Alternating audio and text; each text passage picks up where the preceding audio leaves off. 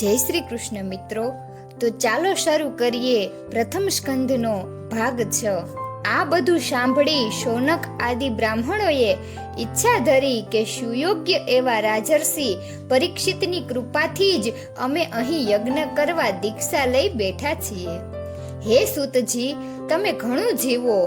અમે આ યજ્ઞ આરંભ્યો તો છે, પણ યજ્ઞની પાછળના યજ્ઞ નારાયણને તો અમે ઓળખ્યા જ નથી.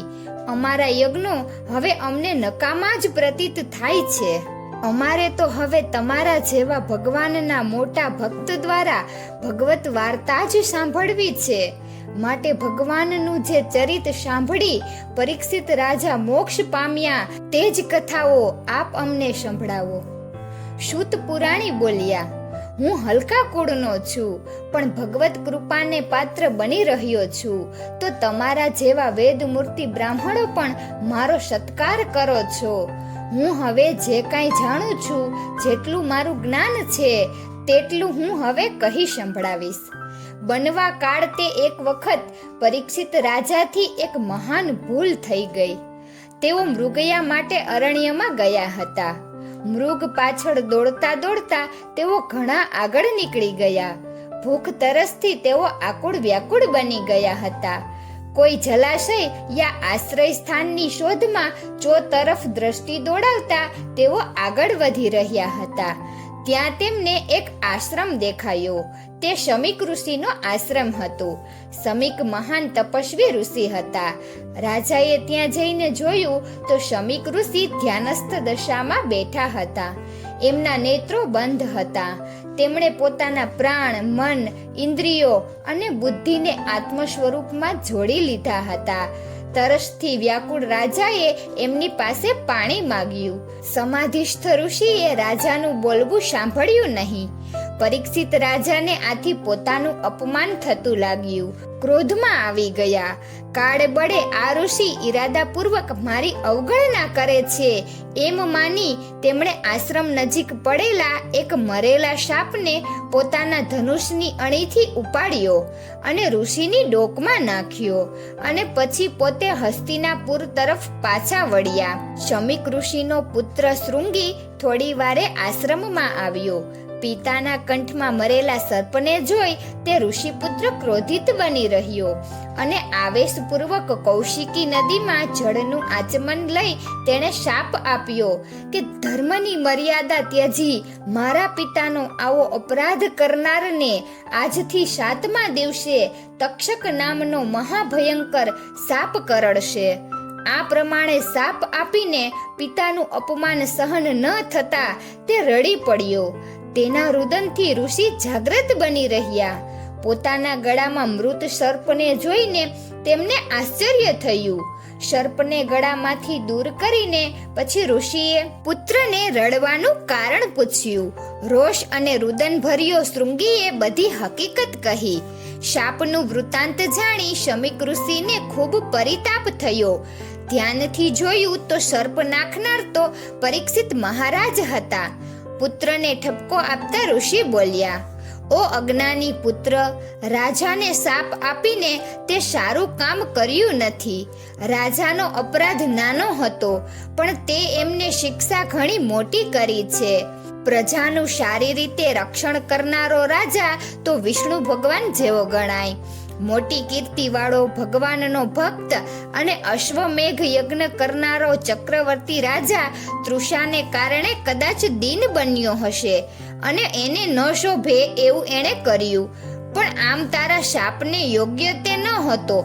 એ પછી શાપ તો મિથ્યા થાય એમ હતું જ નહીં. એટલે ઋષિ શમીકે એક શિષ્યની સાથે એ ખબર રાજાને કહેવડાવી. હસ્તિનાપુરમાં પરત ગયા પછી પરીક્ષિતને પણ પોતે કરેલા ઋષિના અપરાધથી અપાર દુઃખ થઈ રહ્યું હતું. પોતાના એ અપકૃત્યની શિક્ષા પણ તેઓ ઈચ્છી રહ્યા હતા. તેવામાં શમીક ઋષિએ મોકલેલો શિષ્ય હસ્તિનાપુર આવી પહોંચ્યો અને એના દ્વારા ઋષિપુત્ર શૃંગીએ આપેલા શાપના સમાચાર એમણે જાણ્યા. રાજા પરીક્ષિત પણ સમર્થ હતા. તેઓ સામે પણ શાપ આપી શકે એવા હતા, પણ સ્વચ્છતા ન ગુમાવતા એ રાજાએ પોતાના જ અપકૃત્યના બદલામાં મળેલા શાપને તેમણે હિતકર જ માની લીધો અને પછી પુત્ર જન્મે જઈને હસ્તિનાપુરની ગાદી સુપ્રત કરી દઈ અનશન વ્રત ધારણ કરીને તેઓ ગંગા કિનારે ગયા અને ભગવાનનું સ્મરણ કરવા લાગ્યા. એ સમયે એક તીર્થ જેવા ભુવનને પવિત્ર કરનારા મોટા પ્રભાવવાળા ઋષિઓ પણ શિષ્યો સાથે ત્યાં આવ્યા. પરીક્ષિતે તો અનશન વ્રત લઈ ગંગા તીરે બેસવાનું પોતાનું કર્તવ્ય કર્યું, પણ પછીનું ભગવાન જ કરશે. શુક અને ભગવાનના સંબંધ કરાવતા સમાજમાં જ રસ ઉત્પન્ન થવાનો હોવાથી ભક્તિ રસ ઉત્પન્ન થાય એ માટે ભગવાને જ પ્રેરેલા મોટા પ્રભાવવાળા અત્રિ, વશિષ્ઠ, ચ્યવન, શરદ્વાન, અરિષ્ટિનેમિ, ભૃગુ અને અંગિરા, પરાશર, વિશ્વામિત્ર અને વળી પરશુરામ, ઇતથ્ય, ઇન્દ્રપ્રમદ, ઇદ્ધવાહ, મેઘાતિથિ, દેવલ, આર્ષિશ્રેણ, ભરદ્વાજ, ગૌતમ, પીપલાદ અને મૈત્રેય, ઓર્વ, કવશ, કુંભયોની, ભગવાન વ્યાસ અને નારદ પણ આવ્યા. બીજા ઉત્તમ દેવર્ષિઓ, બ્રહ્મર્ષિઓ અને રાજર્ષિઓ પણ આવ્યા. એ સર્વે ઉત્તમનું રાજા યથાયોગ્ય પૂજન નમન કર્યું અને પછી પોતાના વખાણ કરી રહેલા એ ઋષિઓને રાજાએ હવે મારે શું કરવું યોગ્ય છે તે મને આપ સૌ કહો એવી દ્વિહસ્ત જોડી વિનંતી કરી. ત્યાં જ ઈચ્છા પ્રમાણે પૃથ્વીમાં ફરનારા અપેક્ષા રહિત અવધૂત વેશવાળા વ્યાસના પુત્ર શુકદેવજી અભવત ત્યાં જ પ્રગટ થયા. કોઈ આશ્રમ વગેરેના ચિહ્નોથી તેઓ ઓળખી શકાય એમ નથી. આત્માનંદના બળે જ તે સંતુષ્ટ છે. 16 વર્ષની અવસ્થા છે. હાથ, પગ, સાથળ, બાહુ, ખભા, ગાલ વગેરે અવયવો ખૂબ જ સુકોમળ છે. સુંદર નેત્રોવાળું, ઊંચા નાકવાળું, સરખા કાનવાળું અને સુંદર ભ્રુકુટીવાળું એમનું મુખારવિંદ શોભી રહ્યું છે. શંખના જેવો કંઠ શોભે છે. દિશાઓ રૂપી જ વસ્ત્રો છે. દીર્ઘ બાહુઓ છે અને વાકડિયા અને વિખરાયેલા કેશ છે. આવા પરમ તેજસ્વી એવા શુકદેવજી મહારાજને જોઈ રાજા અને ઋષિઓ એમના સન્માનમાં ઊભા થયા. ખૂબ શ્રદ્ધાપૂર્વક એમનું પૂજન કર્યું અને પછી એમને સર્વોચ્ચ આસને બિરાજમાન કર્યા.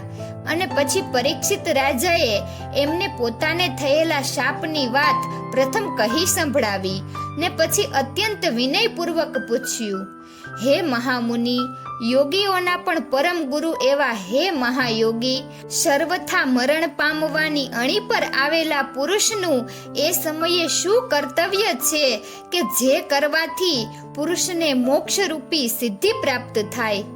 હે મોટા યોગી, ભગવાન વિષ્ણુની સન્નિધિથી જેમ દેવોના શત્રુઓ નષ્ટ બની રહે છે તેમ તમારી સન્નિધિથી મોટા પાપો પણ નિશ્ચય તરત જ નાશ પામે છે. પાંડુના પુત્રો જેમને પ્રિય હતા, ફોઈના સુપુત્રો ઉપરના પ્રેમ પ્રભાવથી જેમણે તેમના કુટુંબનું બંધુપણું સ્વીકારેલું છે, તે ભગવાન શ્રી કૃષ્ણ મારા ઉપર પ્રસન્ન થયા હોવાનું જ સંભવે છે. એવું ન હોય તો સર્વથા મરવા પડેલા એવા મને પુરુષાર્થ માત્રના પ્રદાતા એવા આપના દર્શન કેમ થાય? તો હવે આપ આ લોકમાં પુરુષનું જે કાર્ય છે, મરવા પડેલાને જે શ્રવણ કરવા યોગ્ય છે અને જે જપ કરવા યોગ્ય છે એ બધું આપ મને કહો. જે અયોગ્ય હોય, ન કરવા જેવું હોય, શ્રવણ ન કરવા જેવું હોય તો તે પણ આપ મને કહો. ભગવત સ્વરૂપ મુનિવર, આપના દર્શન તો દુર્લભ છે. ગૃહસ્થોને ઘેર તો આપ ગાય દોહાય એટલો સમય પણ ઊભા રહેતા નથી.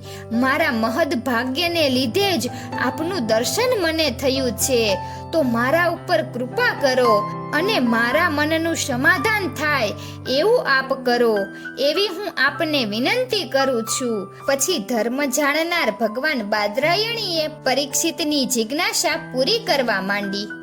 ઇતિ શ્રીમદ ભાગવત સારનો પ્રથમ સ્કંદ સમાપ્ત. મિત્રો, તો અહીં ભાગવત સારનો પ્રથમ સ્કંધ પૂર્ણ થાય છે. તો ફરીવાર આપણે મળશું એક નવા વિડીયો સાથે દ્વિતીય કંદના ભાગ 1માં. જો તમને મારો વિડીયો પસંદ આવ્યો હોય તો વિડીયોને લાઈક અને શેર કરજો અને અમારી ચેનલને સબસ્ક્રાઈબ કરજો. વિડીયો અંત સુધી જોવા બદલ ખૂબ ખૂબ આભાર. જય શ્રી કૃષ્ણ. જય દ્વારકાધીશ.